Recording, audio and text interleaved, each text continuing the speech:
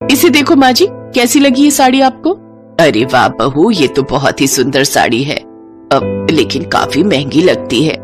अरे आप उसकी फिक्र क्यों करती हो माँ जी, और ये सलवार सूट का कपड़ा मेरी बिंदिया के लिए। अरे वाह भाभी, कितना प्यारा सूट है। थैंक यू भाभी।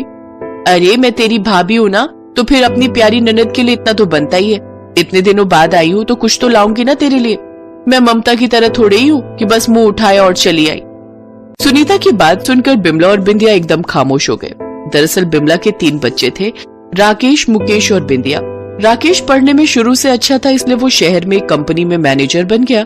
लेकिन मुकेश का पढ़ने में हाथ जरा तंग था, तो वो शहर जाकर सब्जी का ठेला लगाने लगा और बिंदिया अपनी माँ बिमला के साथ गांव में ही रहती थी। राकेश की पत्नी सुनीता अपनी देवरानी ममता की गरीबी का हमेशा मजाक उड़ाती रहती थी, जबकि ममता को सुनीता से कोई शिकायत नहीं थी। फिर उसी शाम, और बिंदिया, आगे के बारे में क्या सोचा है? भाभी, इस साल 10वीं है तो सोचा है कि आगे की पढ़ाई शहर में करूं, ताकि बड़े भैया की तरह मैं भी अच्छी नौकरी कर सकूं। बहुत अच्छा सोचा है। मैं तो हमेशा से कहती हूँ कि तू मेरे पास आ जा, मैं तुझे अपने साथ बहुत प्यार से रखूंगी। अरे नहीं नहीं बहू, तुम्हारे पास भी तो कितनी जिम्मेदारियां हैं। बिंदिया की जिम्मेदारी भी ले लोगी तो तुम परेशान हो जाओगी। अरे माँ जी, कैसी बात कर दी आपने। ये मेरी प्यारी ननद है, सिर आंखों पर बिठा कर रखूंगी इसे। सुनीता की ये बात सुनकर बिमला के कलेजे को बहुत ठंडक मिली। दरअसल बिमला अपने पति की तरह ही कैंसर से जूझ रही थी और फिर ठीक 1 महीने बाद ही उसकी मौत हो गई। अब बिंदिया पूरी तरह से अकेली हो गई थी। दाह संस्कार के बाद बात छिड़ी कि अब बिंदिया को कौन रखेगा। तुम मेरे साथ चलो बिंदिया। अच्छा, और वो तुम्हारे पास जाकर क्या करेगी? सब्जी बेचेगी? मेरे पास रहेगी तो मैं इसे पढ़ा लिखा कर काबिल बनाऊंगी, ना कि तुम लोगों की तरह गरीब और गंवार। ममता अपनी जेठानी से भिड़ना नहीं चाहती थी। वो सुनीता के ताने सुनकर चुपचाप वहां से चली गई। सुनीता ने इसे अपनी जीत मान लिया। फिर शाम को, छोटी भाभी, मैंने फैसला कर लिया है कि मैं बड़ी भाभी के साथ जाऊंगी। इसलिए नहीं कि उनके पास पैसा है और मुझे वहां सारे ऐशो आराम मिलेंगे, बल्कि इसलिए क्योंकि मैं जानती हूँ कि छोटे भैया ज्यादा पैसे नहीं कमा पाते हैं, और अगर मैं आपके पास रहने आ गई तो उससे आप दोनों की परेशानियां बढ़ेंगी, और मैं आप दोनों पर बोझ नहीं बनना चाहती। कैसी बात कर दी तुमने बिंदिया, हमारे लिए तुम हमारी बेटी की तरह हो। खैर, अब जब तुमने फैसला कर ही लिया है तो तुम बड़ी भाभी के साथ चली जाओ, लेकिन याद रखना, तुम्हारी एक और भाभी भी है, जिसके घर और दिल के दरवाजे हमेशा तुम्हारे लिए खुले रहेंगे। इतना कहकर बिंदिया ममता के गले लग गई। वो दोनों खूब रोए, क्योंकि उन्हें खुद नहीं पता था कि अब वो दोनों कब मिलेंगे, फिर पूरे 10 सालों के बाद।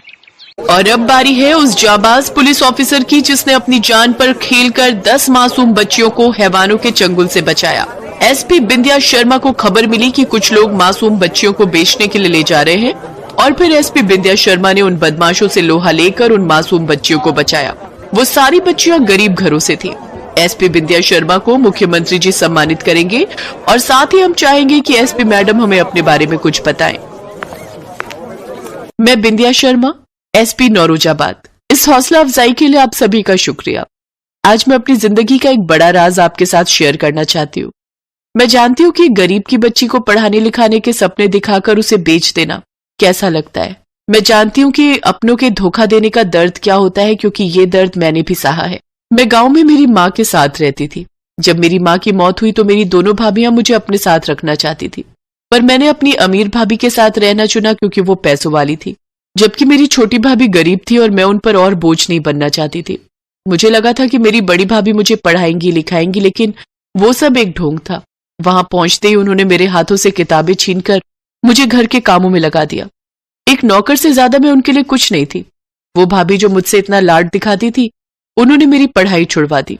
और एक दिन जब मैंने उनसे कहा कि मैं अपनी छोटी भाभी के पास जाना चाहती हूँ, तो उन्होंने 50,000 रुपए में मुझे एक आदमी को बेच दिया।